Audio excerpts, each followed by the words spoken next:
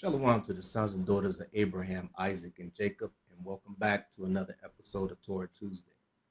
And today's topic is going to be the law concerning the kings of Israel. Now, in Torah Tuesday, I bring out the law, which can be found in the first 5 books of the Bible. So anytime that we read out of the books, the first 5 books, we're dealing with the law. So in the book of Deuteronomy, right, verse 17, which we're going to go into, the Most High is putting out a decree, and he's giving Israel instructions on when they receive a king. But there's one thing I want to make notice, a big notice, and is that the Lord gave this law before the children of Israel even asked for a king. So they asked for a king in the book of First Samuel, but this law was given in the book of Deuteronomy. Because remember, you got Judges, right? You got Joshua, but they were never a king in the book of Judges, in the book of Joshua, and in the book of Judges. But we know that Saul was our first king, which came in the first book of Samuel. So also, I want to show the other nations how they feel about their kings. Now, and today we deal with, we in America, we don't say king, we say president, but they're just a king. Okay, it's just a king. But before I get into the law, I want to do a video. Fair use, just using this for teaching purposes. And I want to show you guys the excitement of these other nations who vote their king into their society, and how exciting they feel about being ruled over. Now, whether it's just or unjust, regardless of the fact, they still like and choose as kings, which is today is called presidents. Okay, so let me just play this one video. Fair use, once again, fair use for teaching purposes. And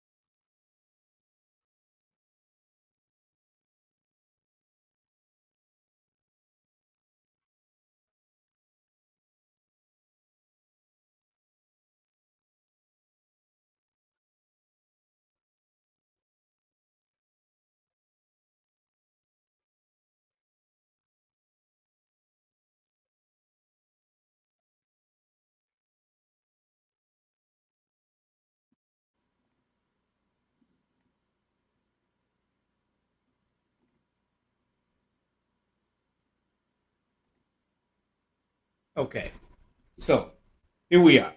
You know, they voted in their king. They're celebrating the victory that they had, and their expectations of their king is going to put America back great again. Fair enough. Fair enough. Fair enough. That's what these other nations did. But the children of Israel, the Most High said, I'm your king. I'm going to be your ruler. There's no need for any human flesh, because I'm going to be your king. I'm going to instruct you. I'm going to give you righteous judgment, righteous law, so that you can uphold yourself and become the greatest nation and the greatest nation of people on the face of the earth. Okay, that's what the Most High had in plan for the children of Israel. But once again, the children of Israel, in their hardiness and their hard-headedness, wanted to be like the other nations, even though we had our king already. But let's get into the scriptures. Let's get into the scriptures and let's get into the law, right? So that we can find out how Israel went about this thing. Okay? So we're going to get Deuteronomy chapter 17 and verse 14. When thou art come unto the land which the Lord thy God giveth thee, and shall possess it, and shall dwell therein, thou shalt say, I will set a king over me, like as all the nations that are about me. Okay, so now let's just analyze this for a minute. Once again, like I said, this is Deuteronomy.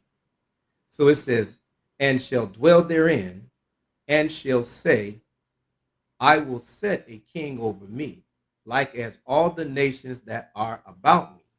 So now he's saying that when you do come into the land to possess it, and you set a king over you, right? Set a king over you. These are the instructions of what the children of Israel should do. But remember, Saul came as the king of Israel in the book of 1 Samuel. Let's continue. I'm going to show that. But these are the instructions that the Most High left if Israel decides to put a king over them. Verse 15. Thou shalt in any wise set a king over thee, thou shalt in any wise set a king over thee, whom the Lord thy God shall choose. One from among thy brethren shall thou set king over thee. Now, that's the rule. That's the instruction. That's the law. It said that one from among thy brothers shall thou set king over thee. Now, like I said, just think about that. Most High already knew that the children of Israel was going to start complaining about how he was ruling and how he was giving instructions, and he was using who? He was using Moses. He was using Joshua. Right? He was using Samuel to a certain point in time. But he knew that what was in the hearts of the children of Israel. Now, let's go back. Let's see these other nations, right? So now the other nations, they had their kings. They had their rulers. But Israel, once again, wanted to be like the other nations. But the Most High said, key thing, set one above you, that is your brethren. Continue on. Thou mayest not set a stranger over thee, which is not thy brother. That is a law. And that is the reason why we condone voting. Because if here we are confining into a man of another nation while we're in this man's country, thinking that he's going to be righteous with the children of Israel, going to exercise right judgment. Here we are, we thinking these things. But the Most High has shown over and over again, from one generation to another generation, how when we break this one law and not put our brethren over us, if we, quote unquote, have to have a king, that how these other nations would take advantage of us and not treat us righteously and not judge us righteously. He already knew it. And as we live in today, we are proof in the pudding. Over the years and throughout history, how the children of Israel, so-called Negroes, Latinos, and those of Indian descent, have been treated not only in America, but around the world. Around the world, how they treat the children of Israel. Because remember, we were scattered. to every four corners of the earth. So no matter where Israel is at, righteous judgment is not being placed upon them. Why? It's because of our sin. But in the countries that we find ourselves in, here we are, have another nation, another king from another nation over us and ruling us. But that is the law. The Most High say, if you have to have a king, make sure it is one of thy brethren. Let me go to the book of Judges, just to show that we didn't have a king during the time of Joshua or the book of Judges. Judges chapter 19 and verse 1. And it came to pass in those days when there was no king in Israel, this is Judges, that there was a certain Levi sojourning on the side of Mount Ephraim, who took him a concubine out of Bethlehem, Judah. So the key point is this: it says, and it came to pass in those days when there was no king in Israel. Okay, we had judges during the time. That's how the book of Judges got its name. We took elders of our nation and we took righteous men and made them rulers over us at that time.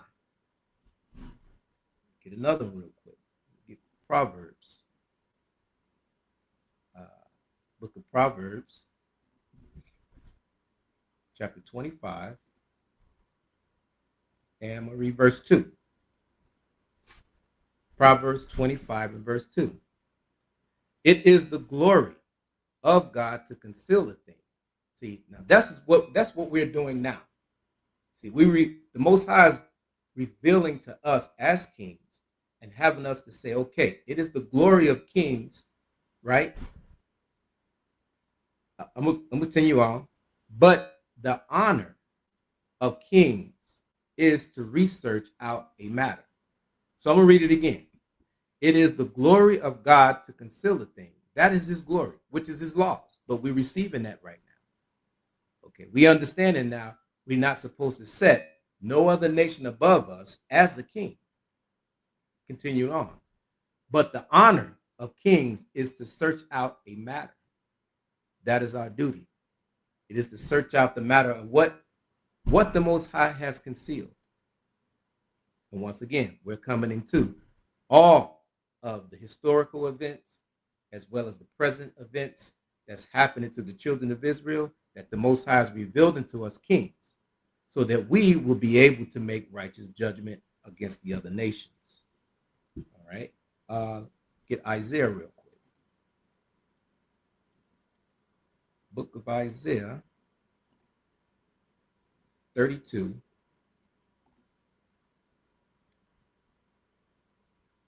In verse 1.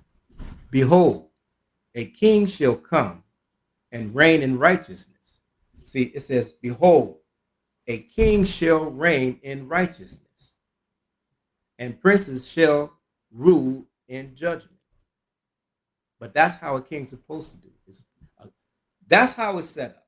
The Most High would choose a righteous man because the Most High knows the intent of our hearts. Now, after he chooses us, he also knows that we tend to go astray. That's what Saul did. But all in all, the Most High made the judgment and made the call to choose which man out of Israel will be set up as king for the children of Israel. Okay, so let's get into Samuel. Let's find out about our first king. Because we just got into the law. So now let's read a little bit about how the Most High chose, as the law said, a brethren of our nation. So let's go to 1 Samuel. Okay, this is where we actually received our first king. And the children of Israel asked for a king. After all the Most High have done for the children of Israel during that time, he always speak about Egypt and what a great wonder that he done for us.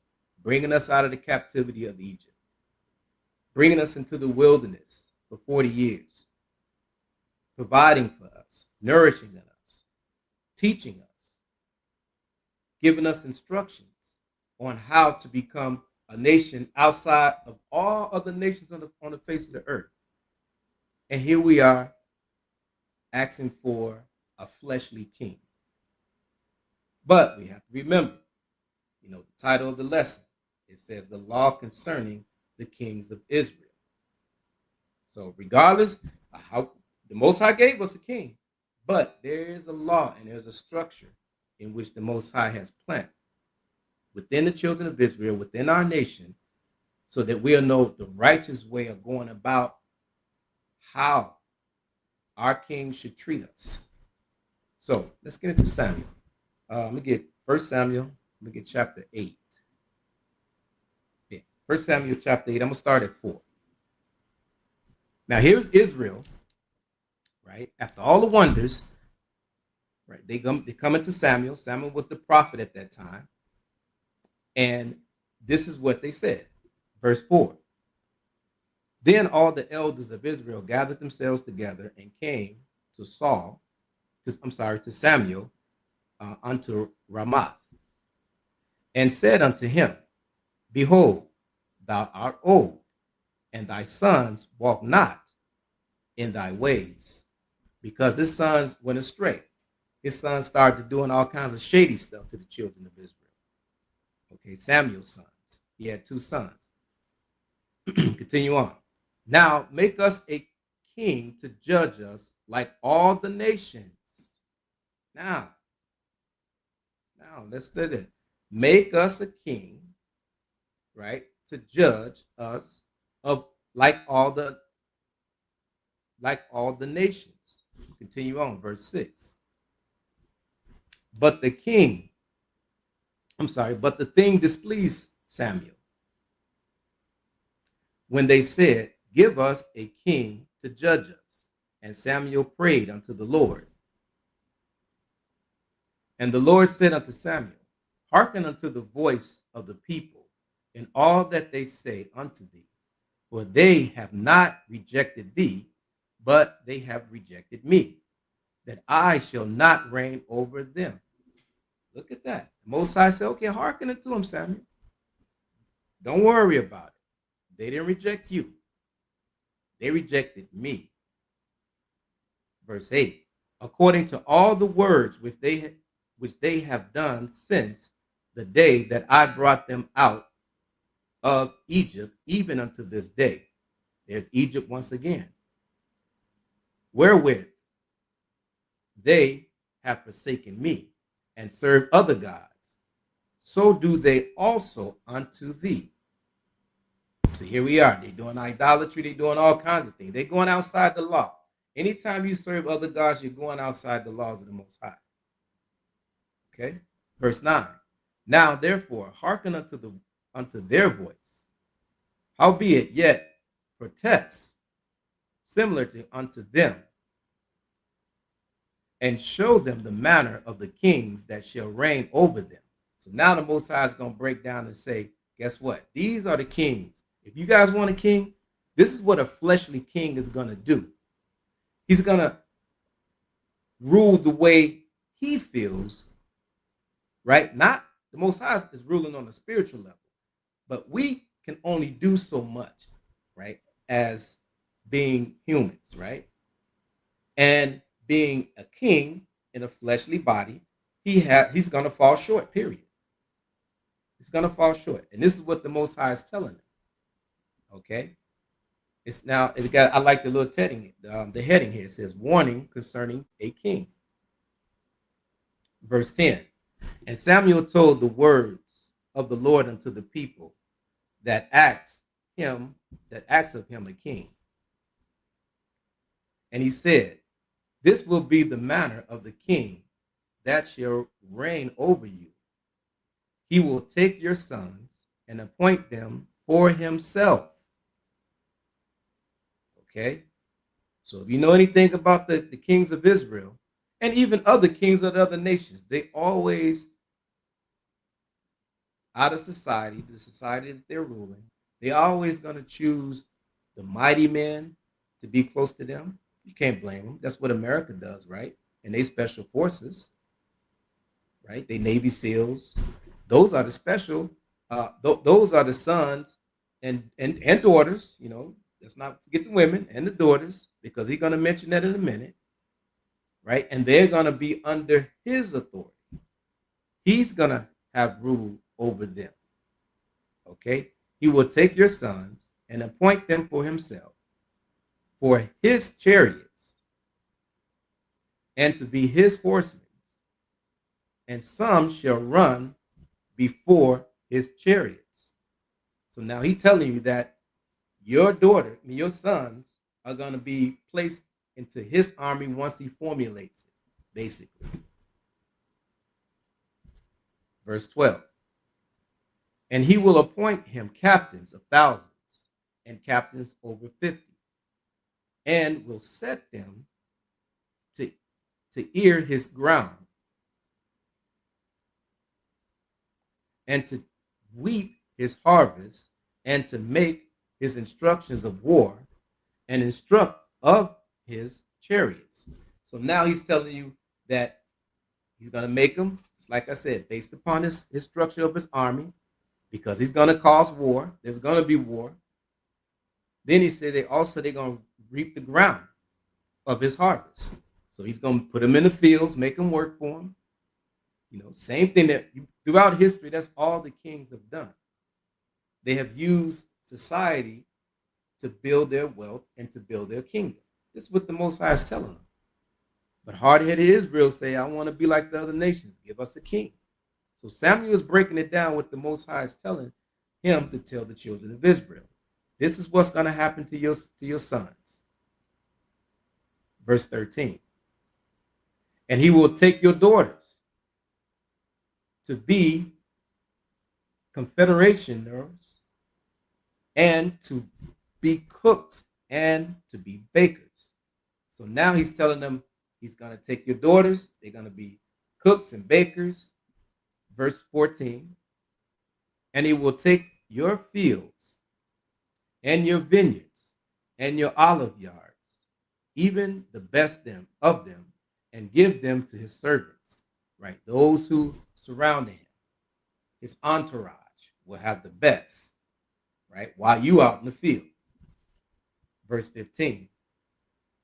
And he will take the tenth of your seeds and of your vineyards, and give to his officers and to his servants.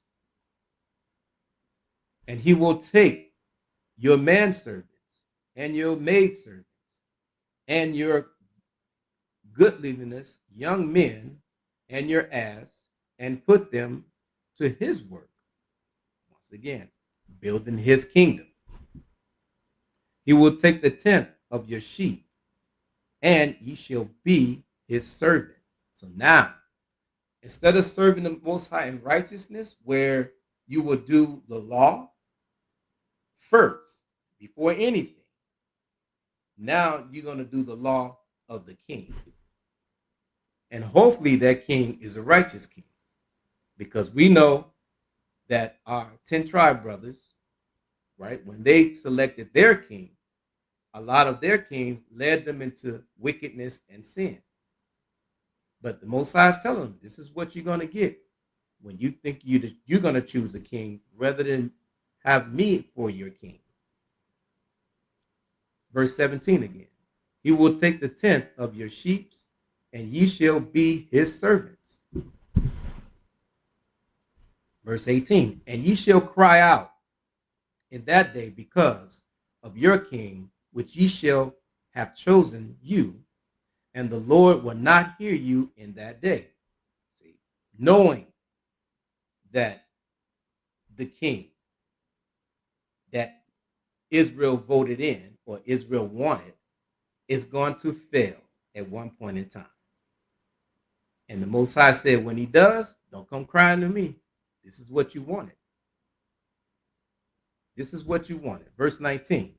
Nevertheless, the people refused to obey the voice of Samuel.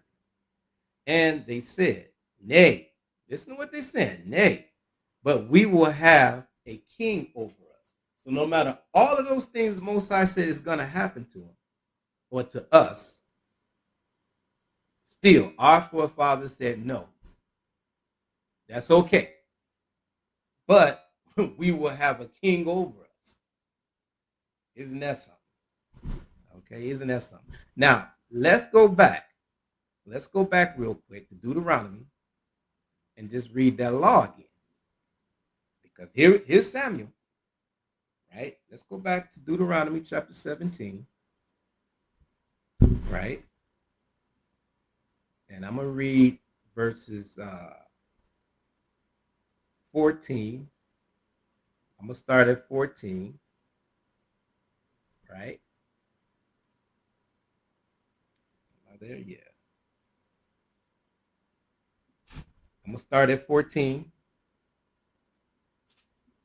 When thou come unto the land which the Lord thy God giveth thee, and shall possess it, and shall dwell therein, and shall say, I will set a king over me. That is the key. I will set a king over me. The Most High already foreknew what was going on in Israel's mind.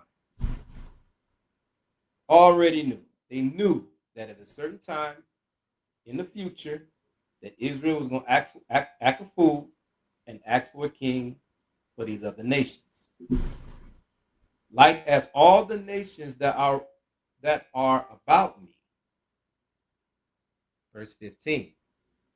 Thou shalt in any wise set him kings over thee, whom the Lord thy God shall choose. So even the Most High knew this was going to happen. He said, but you know what? I'm going to choose them. If this is what you want, that's what's coming in the future, I'm going to choose them.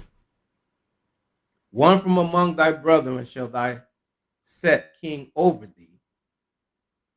Thou mayest not set a stranger over thee, which is not thy brother. So let's go back. Let's go back to 1 Samuel. 1 Samuel chapter 8. Let's see what we're going to pick up at.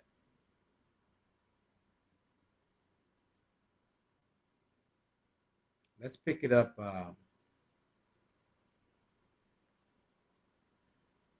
Let's pick it up right here. I would say right here at 18. Now, we just went to Deuteronomy. Now we back in Samuel. And ye shall cry out in that day because of your king, which ye shall have chosen you. Okay, that's what you chosen. And the Lord will not hear you in that day. Nevertheless, the people refused to obey the voice of Samuel. And they said, nay, but we will have a king over us. Verse 20. That we also may be like all the nations, and that our king may judge us and go out before us and fight our battles. Now, you see, this is what they're thinking in their head, but the Most High already told them, king ain't going nowhere. What he going to do is he going to send your sons and your daughters to go fight his battles. He's going to send our sons, I can't say yours, but he's going to send our sons and our daughters in the field to pick his food. He's going to send our sons and our daughters to be servants and handmaids unto his entourage. He's going to use Israel for his service, not necessarily the Most High. But this is what we ask for. Most High forewarned us. Look at these other nations. Look at their kings. Look at what I just showed you in the video right there. 2024, the President of the United States. I'm not going to say his name, but look what he's doing. Right? He's using, if they go to war, just an example, he's going to send sons and daughters of Americans to go fight some other nation's war. America's not being threatened, but this is the terms that the president that they chose. verse 21. I'm going to read verse 20 back again.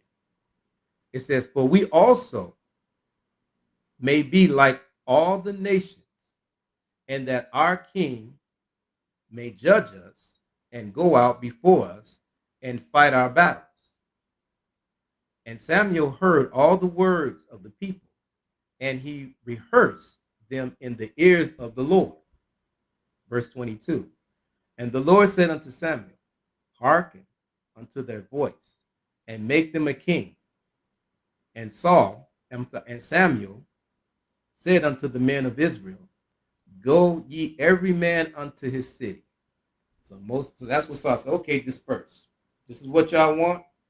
Let me go back. I didn't talk to the Most High, and he's going to give me the instructions on who he's going to choose to be king over Israel. Right?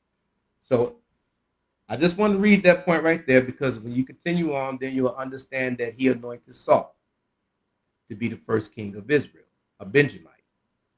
Okay? Let me give Proverbs. Let's get the book of Proverbs. Verse 21. And verse 1. Now, if you haven't read the history of Saul becoming the first king of Israel, I would encourage you to go and read that. At the beginning of Saul's rulership, Saul was a righteous king. And then as time went on, Saul fell off and started to sin and caused Israel to sin.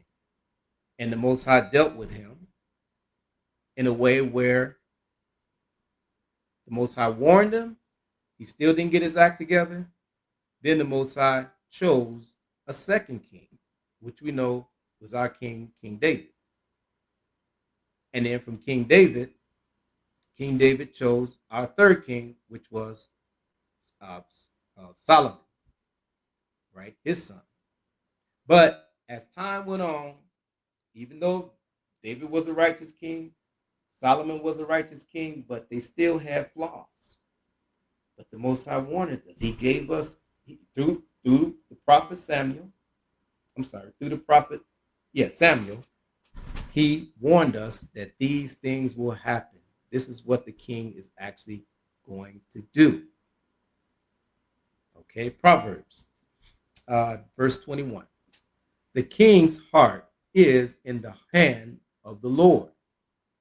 As the rivers of water, he turneth it wheresoever he will. Okay, you got to keep that in mind. It says the king's heart is in the hands of the Lord. So we got to understand this. Our kings, the Most High, direct their paths, but he gives them fair warning like he given us.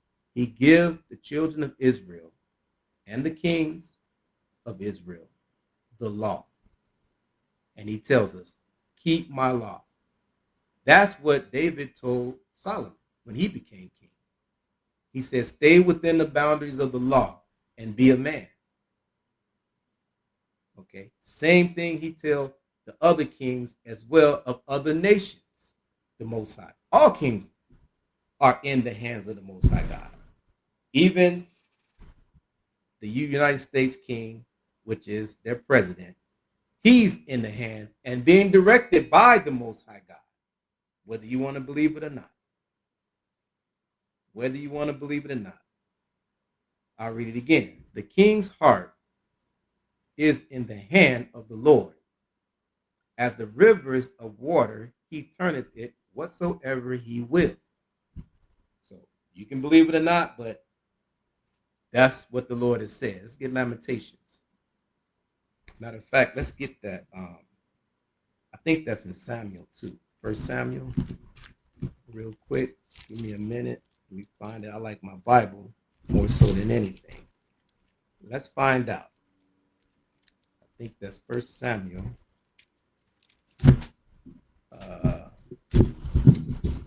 Give me 1 minute. I seen that earlier today. Let's see, where is that?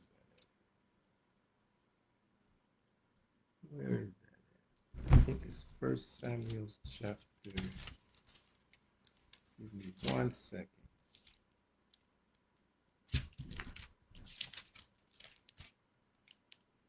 I just seen that. Let me find it.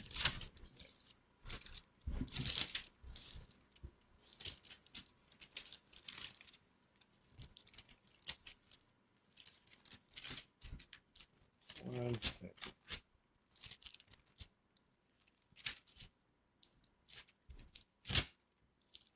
I just seen that scripture earlier today, and I was going to use it. Yeah.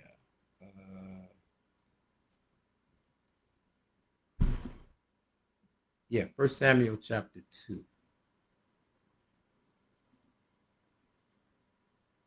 Right. First Samuel chapter 2. In verse 6. In verse 6. Like I said, all kings are in the hands of the Most High. The other nations' kings, their presidents, or whoever's ruling them over there, or what they want to call them, all of them are being directed by the Most High, the God of Israel. Okay, the God of Abraham, Isaac, and Jacob, to be clear. 1 Samuel chapter 2 and verse 6. The Lord killeth and maketh alive. He bringeth down to the ground. He bringeth down to the graves and bringeth up. The Lord maketh poor and maketh rich. He bringeth low and he lifteth up. He raises up the poor out of the dust and lift up the beggar from the dunghill, to set them among princes and to make them inherit the throne of the glory. For the pillars of the earth are the Lord's, and he has set the world upon them. Let me see. Let me get that. I think that's what I want. But he said, the Lord said, he set the pillars of the earth of the world on what he wants. Okay. We get straight to the point.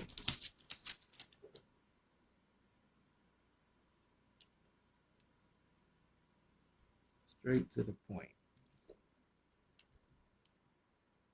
Oh, that's Kings. I'm sorry. Give me 1 minute. 1 Samuel chapter 2.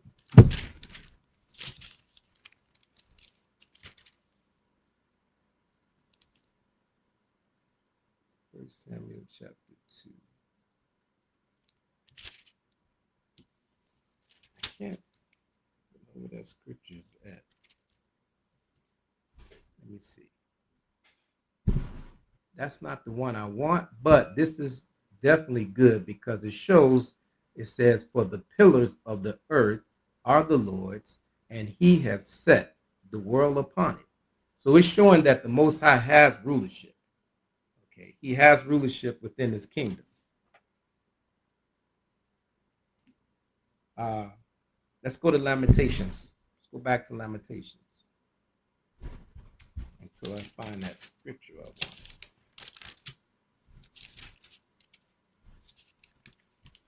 I think it's on 24.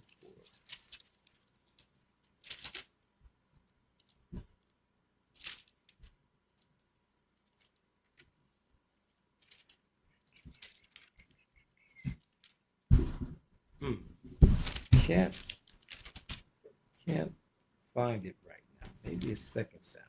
Just give me a minute. It's perking my brain now.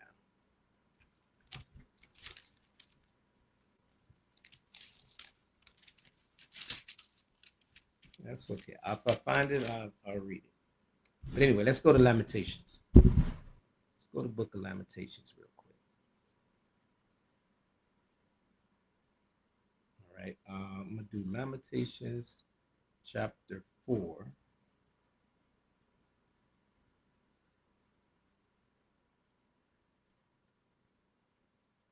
right. Lamentations chapter 4. And I'm going to read verse 17.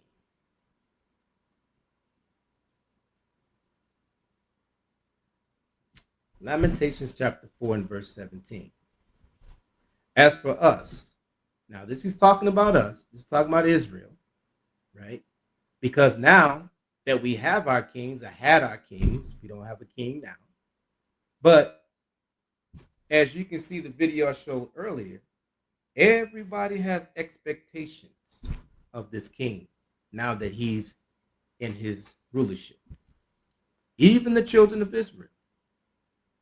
As we can see, we're seeing some 10 tribe brothers there, some southern kingdom, some northern kingdom brothers there, rooting on and cheering on the president of the United States of 2025. All these expectations they looking for. But you know what?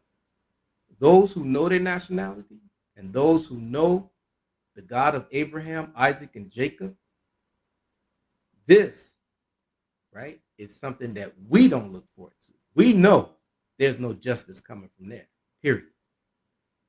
You see, but our other brothers and sisters, they expectations of this king that they just put in, they're looking for greatness now. Just like they did before in Judges. Give us a king so that we can be like the other nations. So here is in Lamentations, right, how our people, now that we didn't do some history, now that we didn't have some kings, and the children of Israel have suffered ever since then. Ever since then. One captivity after another captivity. And here we are in Lamentations. Lamentations 4 and 17. As for us, our eyes as yet failed for our vain help. In our watching, we have watched for a nation that cannot save us. See, that's what is happening right now with us. Nobody is going to save the children of Israel but the Most High God. He's the only one that's actually going to come and redeem us and save us. He sent his son. His son shedded his blood for the children of Israel and the children of Israel only.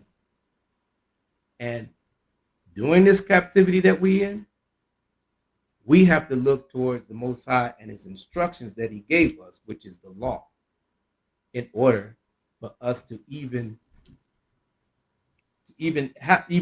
conjure up about how we're going to be redeemed and how we're going to be saved. So think about that, Israel. While we're going through this transition right now with the United States and their new king, quote unquote president, let's see how the children of Israel, or what this king is, how this king is going to treat the children of Israel, okay, on his greatness and building his country back up to be, once again, the great kingdom in the world. So with that, Israel, I say shalom, and I encourage you to come back for another episode of Torah Tuesday.